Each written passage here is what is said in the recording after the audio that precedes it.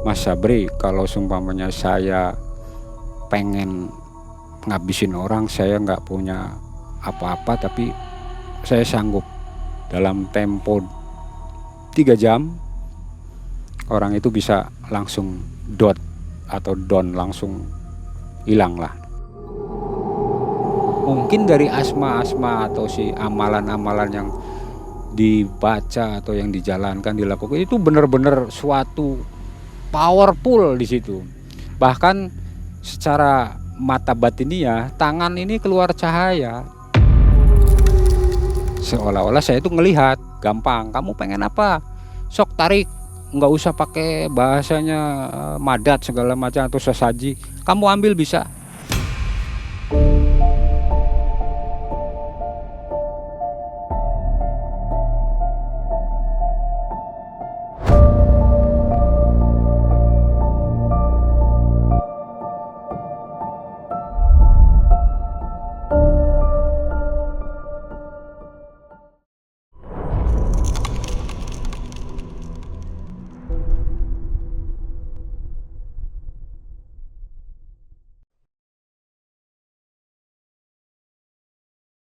Assalamualaikum warahmatullahi wabarakatuh. Waalaikumsalam warahmatullahi wabarakatuh.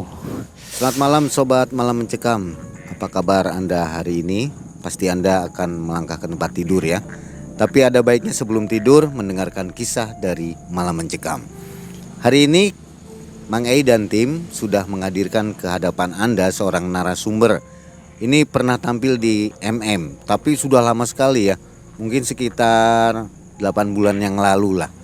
Namanya adalah Mas Sabri. Ya. Ada satu kisah yang tertinggal dari kisah nyatanya Mas Sabri, yaitu tahun 2006 di mana Mas Sabri ini diikuti oleh sosok Nenek-nenek ya. Nanti kita akan dengarkan kisah dari Mas Sabri. Ada kisahnya sebelum terjadi itu. Mas Sabri, sebelum kita mulai, kita akan berikan kenang-kenangan dulu nih. Sebuah kaos ya. Kalau kaos disebutnya apa? Secarik kaos, itu kertas. Seekor kaos, oh bukan juga ya. Nah ini buat Mas Sabri, nanti dipakai ya Mas Sabri ya. Ya. Sobat semoga Anda semua dalam keadaan sehat walafiat dan selalu diberikan rezeki yang banyak oleh Allah Subhanahu wa taala ya. Amin amin. Dan terima kasih sudah selalu mendukung Malam Mencekam, Mang Ei dan tim. Kita ke Mas Sabri. Apa kabar Mas Sabri? Alhamdulillah baik Pak Mang Ei. Masih seperti dulu, profesi? Masih biasa, aktivitas otomotif ya. Roda 4? Roda 2 biasa. Masih roda 2. Masih roda 2. Baik Mas Sabri, ini kisah tahun 2006. Kok bisa-bisanya Mas Sabri sampai dikintili atau diikuti oleh sosok kuntilanak merah? Itu bagaimana kisahnya? Ya. Diceritain Mas Sabri.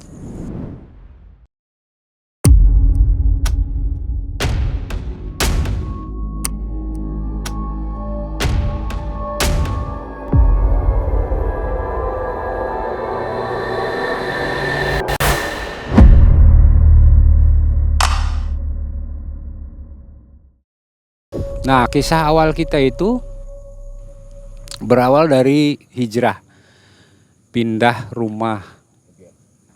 Saya itu kan domisili di Cirebon, pindah ke Kuningan. Nah, untuk pindah itu kan kita orang baru itu kan adaptasi, saling mengenalkan diri, teman-teman yang mana gitu kan. Nah, sudah selang berapa bulan saya baru nemuin teman-teman yang artinya dalam tanda kutip itu ya yang cocok dengan hati saya.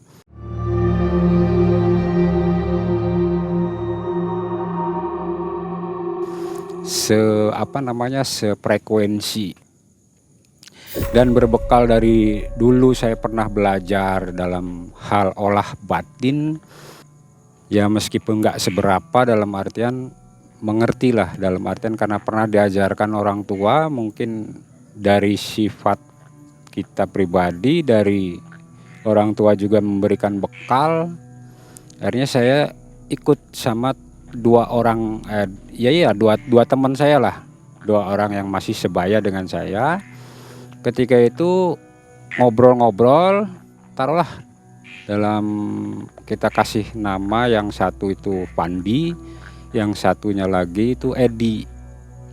Nah, saya dapat kawan baru dari situ, saya mulai akrab. Cenderung kalau ada obrolan kita bertiga itu bahasanya olah batin.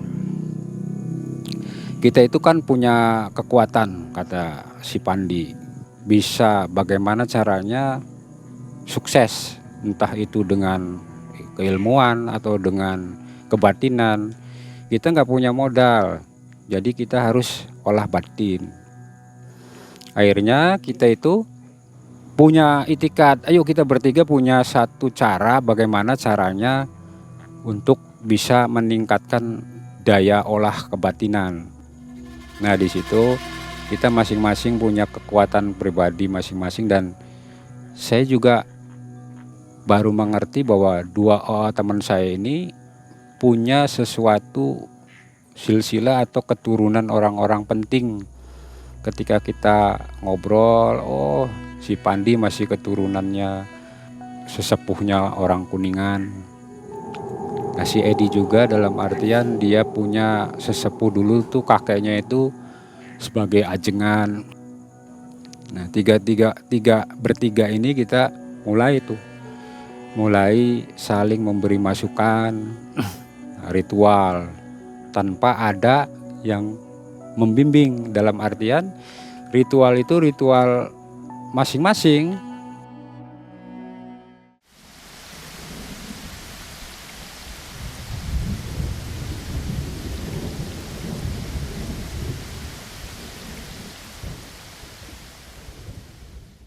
Kita senangnya apa, yang ini senangnya apa, akhirnya berjalanlah ritual tuh. Nah, si Edi itu punya keturunan yang ahli dalam ilmu olah kanuragan. Dia bisa mempunyai kelebihan, bisa kekebalan, bisa segala macam yang berjenis kanuragan. Kalau si Pandi itu daya jelajah terawangannya cukup bagus, itu kan dia punya nalar yang kuat, bisa memprediksi sesuatu yang terjadi, bisa menemukan barang yang hilang. Suatu saat dalam ritual yang selama 40 hari itu masing-masing mempunyai kelebihan dalam kebatinan ya, bisa melihat astral, dalam artian makhluk-makhluk yang kasat mata. Di situ si Pandi bercerita ke saya, "Bri, punten, saya mau ngasih masukan ke kamu. Saya ini punya koneksi, tapi makhluk yang istilahnya dalam artian baik," katanya. "Nggak masalah kalau memang toh makhluk itu baik, ingin jadi perewang atau kodamnya dia." Kalau si Edi itu kemajuannya pesat. Dia mampu menguasai teluh, dalam artian ilmu teluh. Itu pewarisnya dari mbah moyangnya beliau. Karena kalau dari cerita si Edi yang terbuka sama saya, teluh itu ilmu titisan. Siapa keturunannya yang dulu mbah moyangnya, nenek kakeknya itu, kakeknya ada yang menganut mempunyai ilmu itu, maka dia akan menurunkan kepada anak cucunya. Nah, dengan berbekal selendang, mungkin selendangnya udah kusam, tapi memang itulah syarat yang dia punya gitu. Akhirnya dia bercerita, "Mas Sabri, kalau seumpamanya saya pengen ngabisin orang, saya nggak punya apa-apa, tapi saya sanggup dalam tempo 3 jam orang itu bisa langsung dot atau down, langsung hilang lah. Saya rusak jasadnya." Ya, betapa mengerikannya ilmunya si Edi ini. Karena ritualnya juga dalam artian itu mengandung berbagai macam gerakan kanuragan. Jadi begitu secara goibnya dia kenakan selendang itu, dia bisa menari, bisa ya silat, bisa segala macam, bahkan dia bisa terbang dengan kecepatannya. Dan dia berbicara kalau memang ada orang yang nggak suka sama kamu, kata si Edi, ngomong ke saya habisin. Saya kan nggak ngerti kok begitu orang itu karakternya begitu dia punya, dalam artian dulu punya kekuatan seperti itu, karakternya sudah melenceng, dalam artian bukan yang lembut lagi. Ya mesti sih kalau memang manusia itu kalau mempunyai sesuatu, baik keduniawiaan, baik kanuragan atau kemampuan yang lain, pasti dia punya keegonya tinggi, pasti. Karena tanpa disadari, karena dia itu kan naik, ratingnya naik, levelnya naik. Dia punya sisi egonya gitu kan. Dan dia cerita, si Edi itu cerita ke saya bahwa ketika dia udah mengenakan selendang, kesaktiannya itu, dia itu bisa di atap rumah orang yang mau dituju itu, dan ketika orang itu tidur atau apa, dia bisa masuk meskipun dalam lubang kunci rumah atau angin-angin itu masuk ke dalam, cuman hanya sebatas mengelus apa tubuhnya itu, terus dia keluar. Dan di dalam perjalanan dia menemukan apapun yang ditemukan, seperti katak, seperti apa aja lah yang makhluk hidup. Nah, diambillah makhluk hidup itu, dia ambil. Ketika dia mau menyakiti orang yang dituju, dia tinggal nyiksa hewan yang dia temui di jalan itu. Itu betapa mengerikannya. Kalau mamanya dia tusuk apanya, ya orang tersebut akan sakit gitu kan. Itu dikisahkan ketika dia itu mencapai titik maksimal ritualnya. Nah, yang kisah yang sebenarnya yang sangat saya ingat itu, yang berkesan itu ketika si Fandi dia sakit nggak tahu kenapa. Saya tengok ke rumahnya, saya dialog sama dia, gimana kemajuannya? Saya sakit, panas semua badan, cuman ya makan apa sehat, cuman badan seperti terbakar, kata dia. Wah, saya itu kan sebagai teman seperjuangan, dalam artian saya kasihan juga.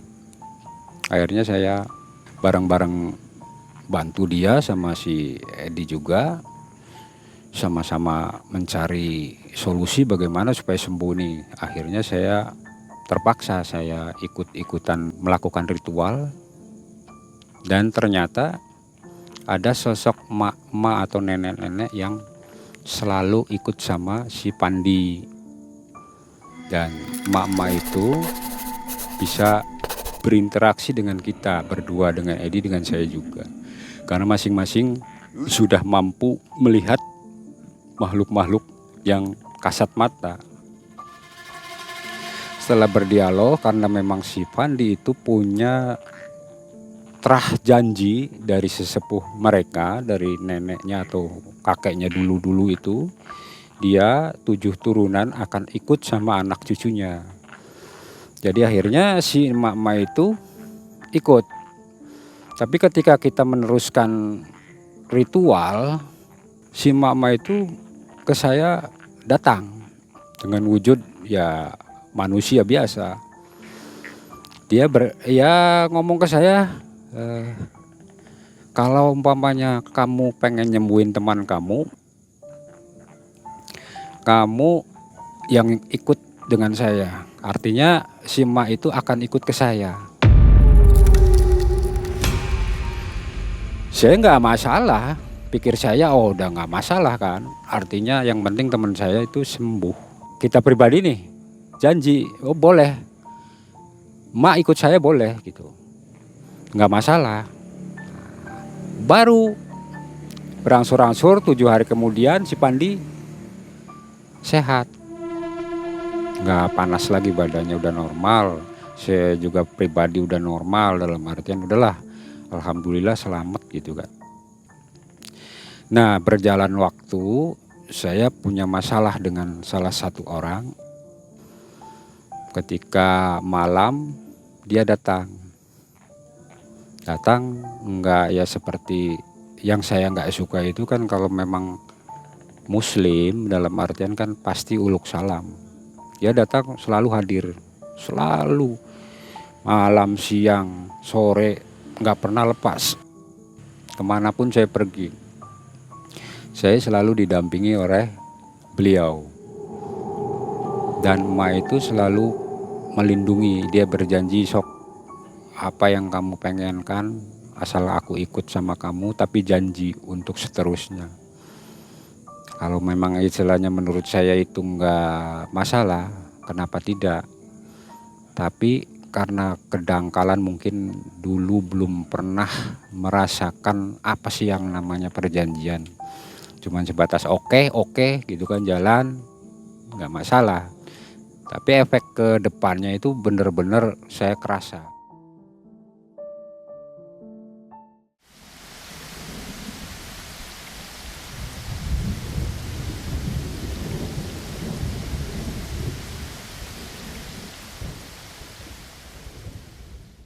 Saya bisa melihat orang yang bawa apa, saya bisa melihat orang yang pasang susuk, saya bisa melihat itu karena powernya beliau yang masuk ke tubuh gitu kan. Nah, lama saya tuh ketika malam saya sholat, kok saya jadi begini. Introspeksi diri itu seolah-olah saya tuh kayak jauh sih. Artinya nggak seperti dulu. Saya kan merasakan sendiri karena sering introspeksi, oh iya kok saya jadi rada kasar, nggak peduli sama orang. Bahkan saya kalau ada urusan kecil pun udah loh sampai di mana urusannya, karena saya punya kebanggaan waktu itu. Saya itu seolah-olah ditarik ulang oleh mungkin karun saya nggak terima secara batiniah. Kalau secara lahir sih mungkin ya biasa-biasa aja. Tapi secara batiniah itu berbeda. Karena mungkin jalurnya kalau saya tetap sering kirim Al-Fatihah, beliau-beliau para sesepuh, para karuhun gitu kan.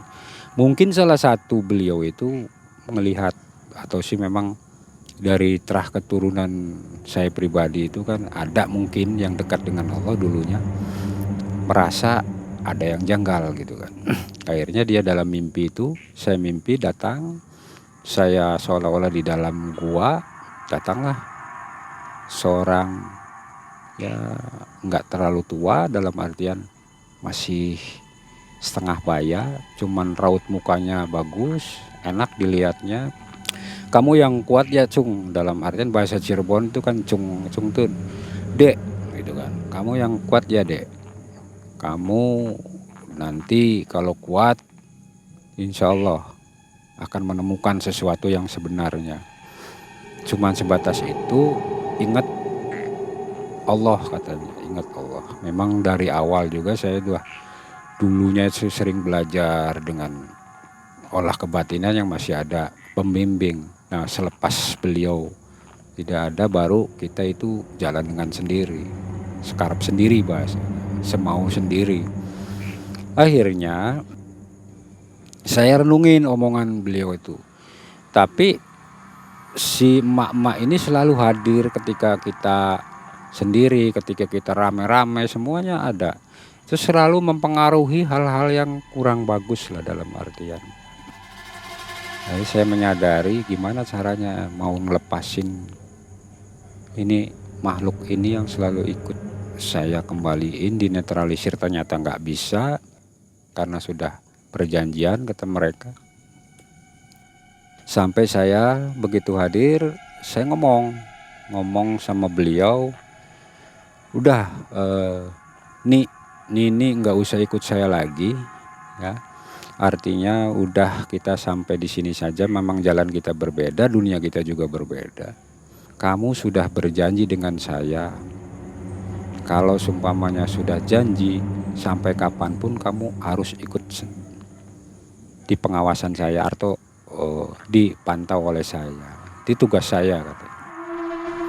Saya nggak bisa apa-apa, dalam artian, oh ini kok susah banget gitu kan. Ketika kita sholat tidak ada ngaruh efek. Kita sholat, kita zikir, nggak ada ngaruh. Cuman berangsur-angsur karakter itu berbeda. Perangai itu berbeda karena mungkin pengaruh dari hawa beliau gitu kan. Ada hawa-hawa yang seperti itu. Dan ketika titik puncaknya itu kita punya masalah dengan beliau. Tanpa disadari kita itu cuman hanya punya niat. Ada salah satu orang yang saya nggak suka dari tuturnya, sombongnya. Saya juga masih punya, dalam artian masih nurani lah, nggak sampai dalam artian menyelakakan orang yang nggak baik sama saya. Tapi dengan sendirinya otomatis orang itu kena musibah. Akhirnya saya nanya, nih apa nih yang berbuat seperti itu? Kalau sesama manusia saya juga kan nggak ada istilah itikat, masih ada rasa belas kasih atau sih masih ada maaf buat sesama makhluk manusia. Si Nini itu bilang ke saya, itu urusan saya, kamu tahu apa? Disitulah saya mulai kontra dengan beliau. Saya nggak mau hal itu terjadi lagi nih. Itu bangsa saya, bangsa ini beda gitu. Ini tuh punya bangsa sendiri, jangan campur tangan dengan bangsa saya. Seolah-olah dia itu merasa menguasai gitu kan. Artinya saya nggak terima, dalam artian ada orang yang sedikit menyakiti langsung kena musibah atau kena macam-macam lah, dalam artian dah sakit entah gimana. Yang anehnya lagi kalau umpamanya orang itu ngomongin saya dalam menghina atau apa, dia spontan besoknya dia sakit. Kadang gatel-gatel, kadang panas atau nggak bisa nelen orangnya tuh. Nah, kalau saya ke sana kasih air saya sembuh gitu loh. Jadi sebenarnya sih bukan kita yang menyembuhkan. Jadi penyakit yang dia tebar, si Ma itu yang tebar, dia yang ngambil lagi. Cuman diperalat seperti itu. Mungkin paranormal juga ada yang seperti itu. Saya sadari setelah kesini gitu kan. Akhirnya saya itu, oh ini permainan hanya skenarionya si Ma itu kan gitu kan.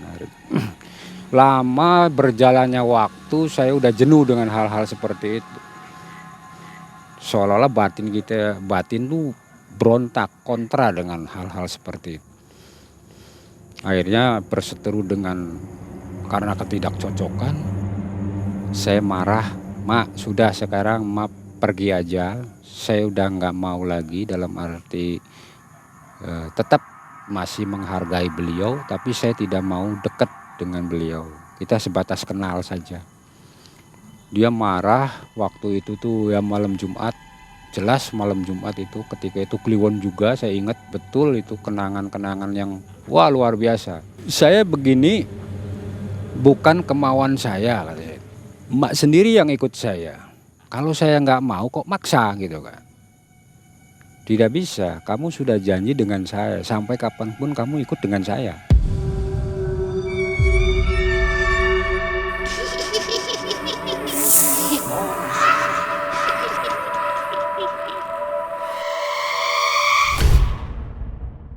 Ketika itu udah terjadi titik puncak, nggak tahu kenapa begitu saran dari abah-abah yang pernah mimpi ke saya itu, saya ngadu sama yang pencipta. Ya Allah, kenapa kok seperti ini? Saya pengen jalan benar. Untuk masalah materi, ya waktu itu gampang juga. Kalau kita pengen uang, nggak tahu uang dari mana datang. Artian ini bahasanya permainan-permainan mungkin secara kita nggak ngerti alam-alam mereka gitu, nggak tahu uang wujudnya gimana, atau uangnya itu uang bener apa enggak. Yang penting yang jelas di dalam mata dohir kita itu uang benar. Lama kelamaan titik puncaknya itu ketika kita mau sholat, ya sholat juga sepertinya udah mulai ngendor, udah mulai kacau balau. Tapi si Ma itu kembali dengan bahasa mereka, bangsa mereka itu seolah-olah kamu nggak terima, nggak ngerasa berterima kasih kepada saya. Saya itu selalu ngelindungin kamu dalam hal apapun. pengen apa kamu tinggal ngomong gitu kan, tinggal bahasanya ya ayo sok saya turutin dengan urusan saya, dengan kemampuan saya. Kata saya tuh saya punya Tuhan, saya punya Allah. Kamu pengen berkawan silakan berkawan. Nah, mulai-mulainya itu ketika akrab banget dengan saya itu ketika si Pandi itu sakit dan dia tuh mengalami musibah besar terus sampai meninggal, dalam artian memang mungkin takdirnya teman saya itu, sehingga mungkin dia pengen balik lagi kepada janjinya para karuhunnya si Pandi, tapi si Pandinya udah nggak ada, sakit, jatuh, dia kan kerja serabutan mungkin jadi tukang gitu kan, jatuh dari atas, sakit, meninggal. Nah setelah si Pandi meninggal itu intens dengan saya tuh ya akrab banget. Orang lain sampai ke bahasa kasarnya paranormal pun tidak tahu bahwa saya itu ada yang dampingin. Itu hebatnya, itu hebat si emak-emak itu. Nah mama itu begitu sudah mungkin kesal dengan saya, ya namanya makhluk bangsa jin itu kan punya nafsu, dia punya apa namanya, tidak punya nantinya bagaimana. Titik puncaknya itu saya sakit, panas 1 minggu, badan panas seperti yang dialami Pandi itu.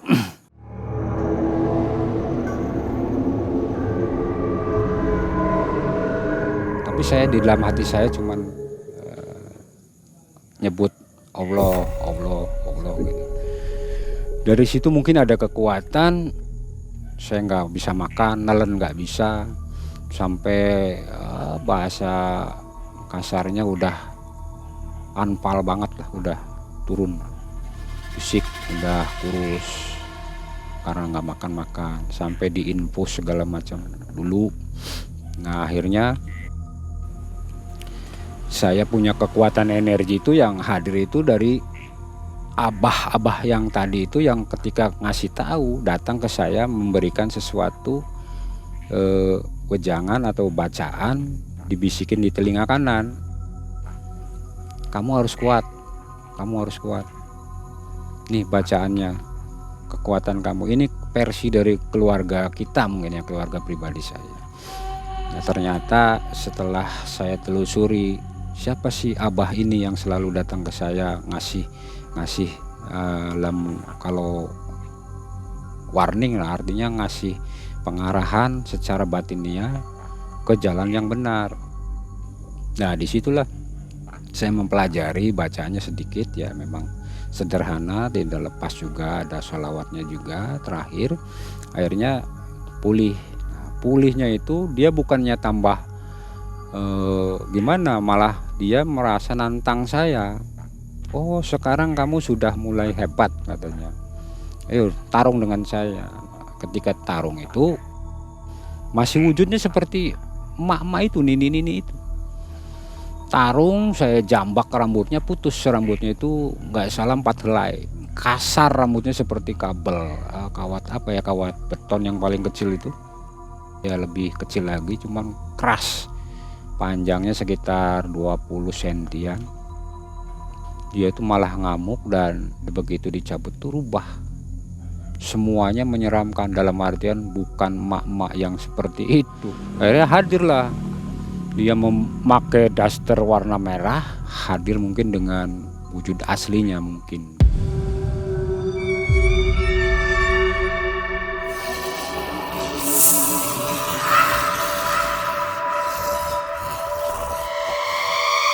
Nah di situ dia ngancam saya, pokoknya sampai kapan kamu nggak bisa, kamu dalam penguasaan saya. Ia tarung seperti orang-orang yang di dalam pencak silat aja gitu, cuman ruh ya, artinya bukan fisik. Kita sih tidur, tapi tidur tuh seolah-olah ruh kita tuh bangkit. Tarung kayak orang karate lah gimana, tapi dia tuh selalu kalah. Mungkin dari asma-asma atau si amalan-amalan yang dibaca atau yang dijalankan, dilakukan itu benar-benar suatu powerful di situ. Bahkan secara mata batiniah, tangan ini keluar cahaya. Saya belajar sedikit demi sedikit, akhirnya bisa lepas dari emak-emak itu ya. Tetap masih hadir juga kadang, tapi nggak terlalu pengaruh karena mungkin kita punya protek ya, punya perlindungan dari asma-asma yang kita baca itu. Ya kehebatan-kehebatan itu kan ada. Akhirnya dengan sendirinya berangsur-angsur dia udah mulai jarang datang. Tapi dia kayak menaruh dendam, kapan mungkin dia mencari celah, kapan gitu itu lengah gitu kan. Karena dia merasa pengen ngambil lagi. Awas, kalau umpamanya satu helai dari 4 helai yang kamu ambil, satu helai hilang, jangan tanya.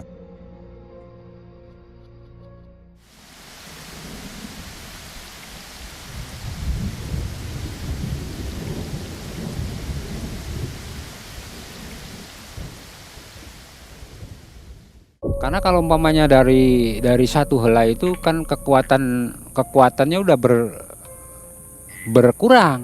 Si emak ini berkurang kekuatannya ketika terpaksa ya kena gitu dalam, mungkin saya nggak ngerti urusannya gimana, mungkin garisnya seperti itulah.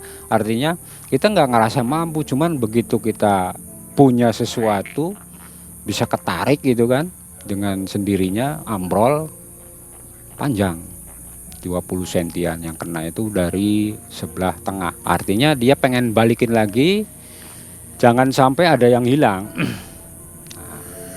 Saya nggak mau kasihin karena waktu itu begitu kena, rambutnya itu kena, saya simpen di bambu ya, bambu masukin ke bambu kuning nggak salah, cuman udah kering jadi nggak kelihatan kuningnya.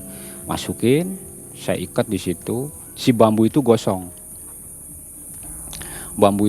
Endingnya itu gosong, bambunya tuh kayak kena kena solder listrik gitu. Tapi begitu saya buka, lubangnya masih ada tapi rambutnya udah nggak ada. Dan setelah rambutnya nggak ada itu, dia alhamdulillah sampai sekarang tidak pernah hadir. Tapi ketika ada sesuatu gitu kan, dalam artian irama hidup yang membosankan atau kita begini aja, akhirnya saya ingat nih, masih ada kalau kita pengen itu, cuman sudahlah kita masing-masing aja kan. Dan teringat juga sih masalah-masalah dulu. Oh iya, kalau masih punya ini itu, waduh, habis tuh orang kan gitu. Kadang-kadang seperti itu, ada seperti itu. Nah intinya kita hidup itu kan punya alam sendiri-sendiri, punya jalur hidup sendiri-sendiri. Dan ketika kita memaksakan diri masuk ke ranah mereka, dalam artian alam mereka, mungkin bangsa mereka juga mau masuk ke alam kita itu penuh dengan lelaku, penuh dengan tirokat. Dan saya manusia juga ingin masuk ke alam mereka itu penuh dengan liku-liku tirokat atau lelaku, bahasa Jawanya itu lelaku. Kalau tanpa dilakoni atau punya ritual yang lain itu nggak bakal bisa.